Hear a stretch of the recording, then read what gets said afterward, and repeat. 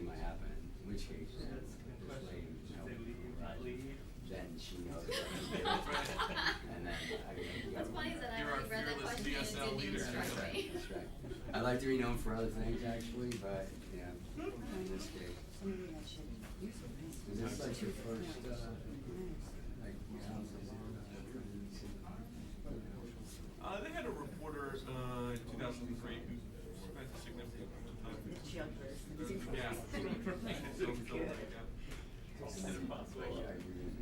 I honed in on that too. As much as I can, yeah. Are you doing Producer reporter. Are you working with John? Yeah. He's sort of working on, there's two different sides. There's news program. Josh was a program, which means he sort of has his own show, you know, and operates more on the set, you know, and doing interviews, stuff like that. We'll see, you know. But the news side is more news gathering. That's more my area. So, but I really enjoyed working with him. He's a good guy. Yeah, I actually don't know him, but You familiar with this? yeah, it's not a wrinkle for a long time. Yeah. And everybody. Yeah, no, it's been really interesting. Most people got this It was on my cover of GQ. He was. Yeah. Maybe that's right. Well, I agree with style section. Yeah. Edgar's bureau phone prompted me to remind you to turn on all cell phones, pages, BlackBerry, camera, speakers. Hold on. Much.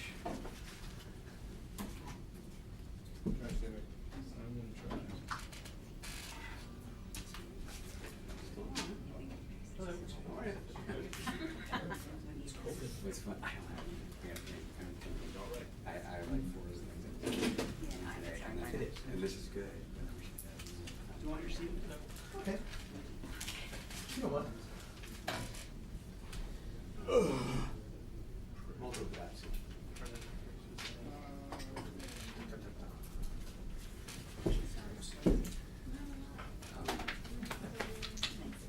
What's funny is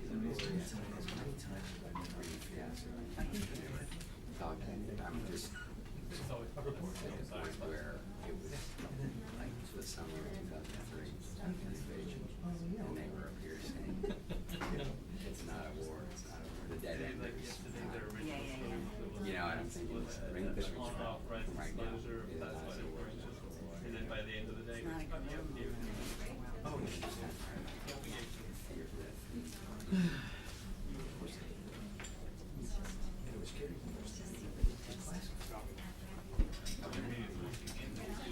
it was a 5-day process, right?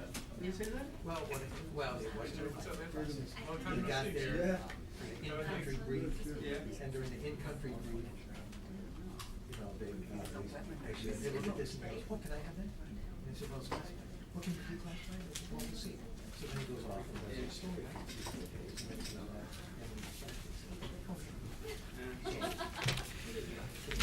Good morning, and thank you for joining us this morning. It's my pleasure to have something a little different for you today, and on late notice.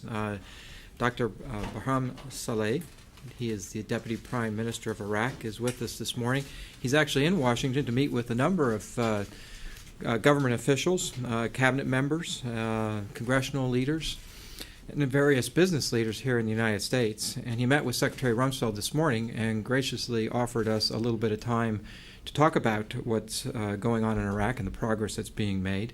You might recall that he actually did a video teleconference with us back in January of 2005, and when he discussed the Iraqi elections.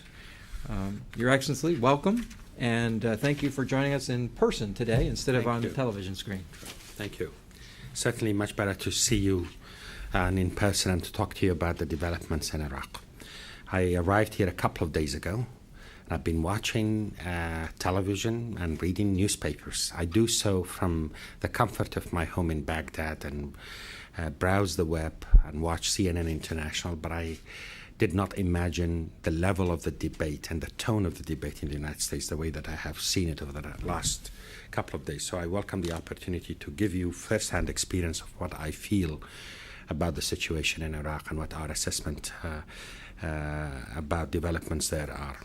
Obviously, it's wonderful to be in this building, and to thank you for the opportunity. Is important for any Iraqi leader or official to come to Washington and to visit this building, to meet with the leadership of this building, and to offer through them to the American public and to the U.S. military the gratitude that we all feel about American commitment to the liberation of Iraq.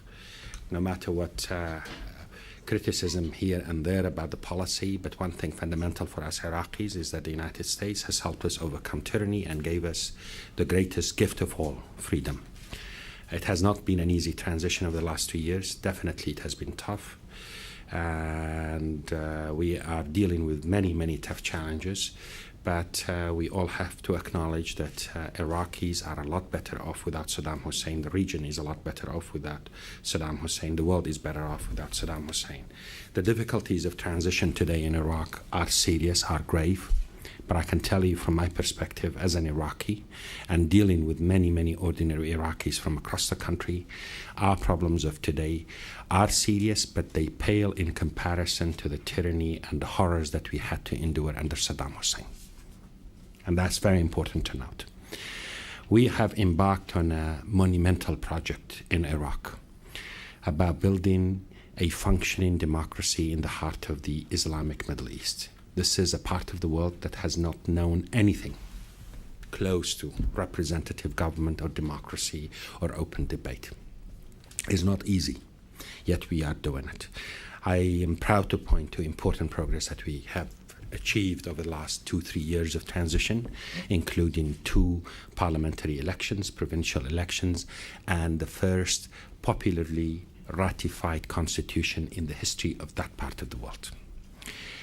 The painful aspect of this transition is that this is happening at a place where we are at the crossroads of the Middle East, but as I said yesterday at a presentation at Brookings Institution, at a time we are in the crosshairs of international terrorism as well. This transition in Iraq is happening at a time when so many upheavals and changes are taking place across the region. And sometimes when I watch the debate here in the United States, as I did over the last couple of days, we are being blamed in Iraq for some of the problems around the Middle East as well. I mean, that Iraq has galvanized the region. Iraq has made matters worse in a way. Whereas the reality of the situation, the many fundamental problems that the region is suffering from are the ones that are burdening the process of transition in Iraq and making transition in Iraq more difficult than it could have been. We are making progress. We are making progress by way of bringing about a more inclusive political process in Iraq and by building security organizations and security forces that will assume responsibility for defending Iraqis and Iraqi citizens against the evil of terrorism and to defend the country. But again, this transition is taking place in the context of a tough battle against international terrorists, against remnants of the former regime, against these cross currents from the region, whether it is because of Iran, UN dynamics on the nuclear file, because of Arab-Israeli conflict, because of whatever, a number of these factors, because of political Islam. These are all cross currents that impact our transition. I don't want to tell you that things are rosy in Iraq. They are not.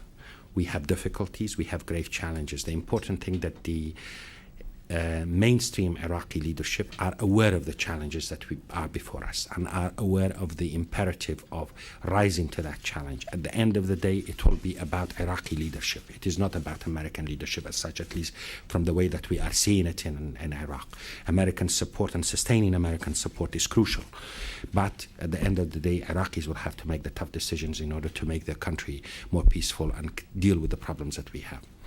After the formation of the National Unity Government, the Prime Minister, Noor al-Maliki, announced a very ambitious and I dare say a very courageous, bold move for national reconciliation that outlined a number of key measures that he saw and that we saw in government as crucial to healing some of the wounds that emanated from the past, as well as the difficulties with transition. Last week in the National Security Council that has in its membership key elected officials of the government, we have agreed on an ambitious timetable that we will be enacting a number of important legislations from now until March 2007 that will basically put this reconciliation package into meaningful and tangible implementation for people. This month we will start with the setting up of the Constitutional Review Committee. This month we will also be passing the investment law in Iraqi parliament. By the end of the year we should be passing the hydrocarbon law, the oil law of Iraq, which was a key piece of legislation that will define the political economy of Iraq, and instead of oil being a resource that we will fight over, we very much hope, and we are confident that we will get to that we will turn it into a resource that will unify Iraqis. We will be acting on the issue of DDR, disarmament and demobilization of militias, in terms of key legislation that will be presented to Parliament by October. In the same month, we hope that to present Parliament with key legislation on reforming the de-Ba'athification Commission, which has become a sore point and a point of contention among Iraqi political parties. The reason I'm explaining these to you is that despite the images of carnage on television that focuses on the car bombs day in, day out, there is a lot of work going on in very tough circumstances. Iraqi leaders are trying to make it happen. We are trying to create a balanced political process. The first step to that happened last election with the Sunnis taking part in this election. Are we at a stage where we will have the real political equilibrium that will sustain stability in Iraq? Probably not. And we are discovering and we are searching for the answer among ourselves, whether in parliament, in government, in media. But we are determined to make it happen.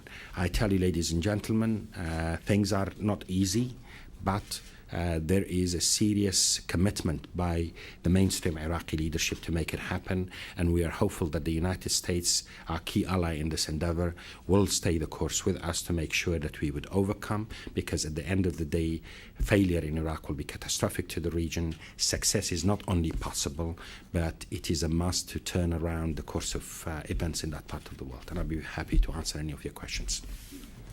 Sir, do you believe that Iraq is currently in a state of civil war?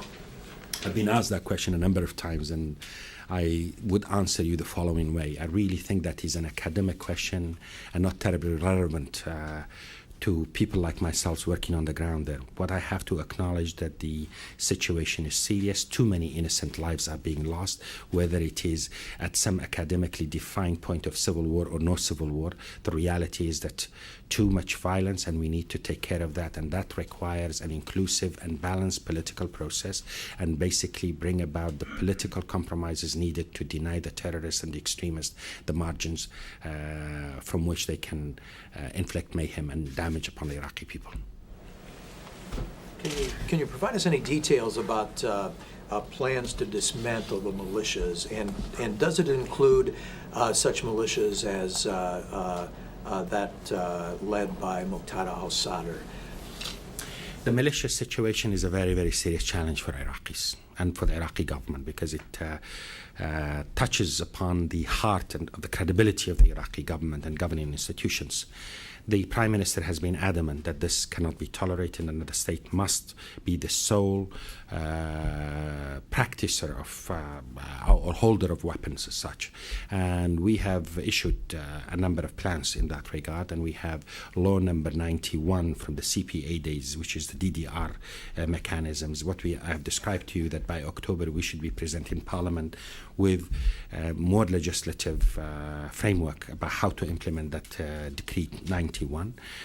But there is political arrangements that need to be brought in place. There are discussions with Muqtada al-Sadr and other political leaders in the country that they all have to make a choice. Either they are part of the political process and renounce arms and integrate into the country's political system and governing institutions, or that present situation will not be acceptable.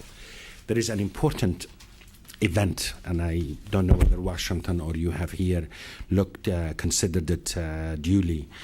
2 weeks ago, 3 weeks ago, there was a confrontation between Iraqi military and Muqtada Sadr's forces in Diwaniyah. Some people may want to use this as a headline to say Iraq has plunged into deeper civil war and into more trouble. The way I want to understand it, and I think it is a proper way of understanding it, is that it was a serious statement by the government of Iraq, led by Nur al-Maliki, that it will take on militias and it will not tolerate activities and illegal activities of militias. And that was a tough battle, and it was tough politically as well as militarily. Politically because it basically took on domestic Shia dynamics by a prime minister who comes from that community itself. And he was very adamant that he would not tolerate the type of activities that we have seen in Diwaniyah. If I could just follow up, a recent Pentagon report on the state of security in Iraq said that these armed militias have actually become quasi-governments, have taken the place of Iraqi government in many areas, particularly in Baghdad. So what kind of teeth will be behind whatever legislation is passed that will assure that these militias will give up the power that they have gained in many of these areas? I think there is a fair point in that regard, because the government having gone through the transition that we have, and it has been a difficult transition. And how do you make government the relevant power for security and services? And there were car bombs, and there are car bombs happening, exploding day in, day out. And there are those who say the government is unable to protect us. Therefore, we will have to rely on this armed group in order to provide us with the security we need. There are those who advocate a notion of neighborhood watches, which I like as a matter of fact, but so long as it is not another name for establishing local militias in this neighborhood or that neighborhood. The question is about the government and how to make it meaningful in terms of its impact on people's lives, and that requires developing your security services, doing that, expediting it at a much faster rate than what we are doing now, and also it requires political leadership and political will on the part of the mainstream leadership of the government to say this is not acceptable, and we have to take them on. The teeth is our own military forces, is the support of the coalition, and also improving the quality of services that we provide to Iraqis, and to demonstrate to them that the way to bring about peace and stability is through the democratic process and through respecting the law. Fortunately, we only have a couple more minutes, maybe one perhaps two questions. The U.S. commander in Anbar province said this week that he's not defeating the insurgency there militarily, and that it will take political and developmental progress to move that along. What are your government's plans specifically for that province?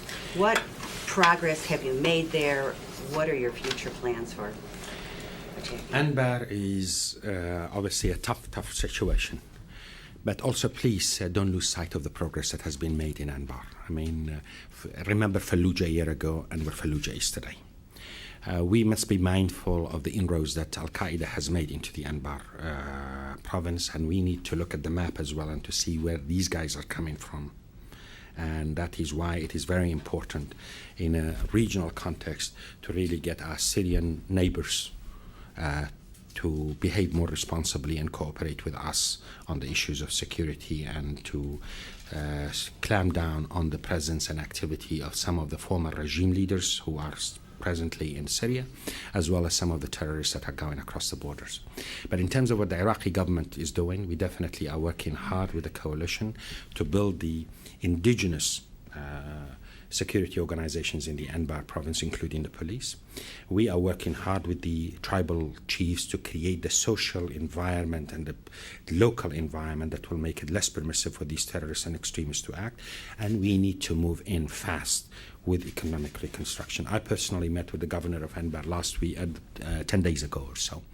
And we have agreed to release a lot of funds. We need to do a lot more to make sure that people will see benefit with security as well. It's not just a matter of security operations. People need to see reconstruction, and they need to see new jobs being made and so on. In that regard, I want to tell you that our budget for 2007 will be quite an ambitious budget. We've started already discussions, and we have agreed the basic strategic outline of that budget. We need it to be an expansive budget that will help create new jobs and give Iraqis a sense of the economic benefits that would come with liberation. I'm hopeful about that one. That will be an important component of our all strategy to stabilize Iraq. Obviously, the security dimension, but the economic dimension is important too as well. We'll have to make this the last one, His Excellency does have an important meeting across town, and I promised to get him out of here at 10:20, which it is right now, so this is about to be the last one. Given that you said the Iraqis need to make it happen, nonetheless, the problems in Baghdad and the recognition of the problems, continuing problems in Anbar, could you use more U.S. troops there? Really, this is a matter for military commanders, both U.S. as well as Iraqi commanders, to make the case. But I can tell you the following. Ultimately, this cannot be dealt with just by military means. Iraqis need to come up with the political bargains and the political compromises that are needed. We need to make the neighborhood, the neighbors of Iraq, more cooperating with us to defeat the terrorists and to create the regional dynamics that will make it more conducive to security in Iraq. We have a lot of work that we need to do on that regard. And whether there will be need for more forces here and there, that's a matter I would leave it to the generals on the ground to decide. The thing that to remember and note, which is very important, when we started with sovereignty, when sovereignty was regained by Iraq in June 2004, we had minimal forces. Today we have nearly 275, probably 300,000 forces, whether they're police or the military. By the end of this year, nearly half of Iraqi provinces will move to Iraqi security control. There is progress that is being made. That is happening at a time when we are fighting this tough battle against international terrorists and the former regime elements, including the militias as well, that are posing a growing threat to Iraqi security and Iraqi stability. We are doing these things. These progress and these benchmarks are being attained as well. I mean, so whether a tactical situation will evolve in Baghdad or somewhere else that would require injection of more U.S. troops or not, that's a matter I cannot predict now. But it's important to see the larger picture. Iraqis are assuming the lead, and Iraqis are gaining control day after day. Did you make a request with the Secretary? No, I did not make a request, because at the end of the day, I think this is a military decision. The political decision of the Iraqi government, this is something that we in the United States share, is that the fundamental solution to security in Iraq will have to rely on indigenous Iraqi security forces. That is the strategic response.